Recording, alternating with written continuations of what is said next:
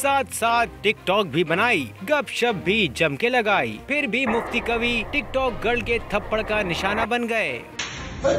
मारूफ TikToker Hareem Shah ने मारूफ आलमदीन और रुअत हिलाल committee के साबिक रुकन मुफ्ती अब्दुल कवी को थप्पड़ जड़ने का एतराफ कर लिया। वीडियो भी अपने इंस्टाग्राम अकाउंट पर शेयर करते हुए थप्पड़ मारने की तस्दीक कर दी। बोल न्यूज से खुसूसी गुफ्तगू में कहा कि निजी होटल में एक शो की रिकॉर्डिंग के हवाले से गई थी, नाजेबा गुफ्तगू और गलत हरकतों पर थप्पड़ रसीद किया। मेरा एक शो था, उसी में होस्ट थी और मेरे गेस्ट थे मुफ्ती अब्दुल कवी।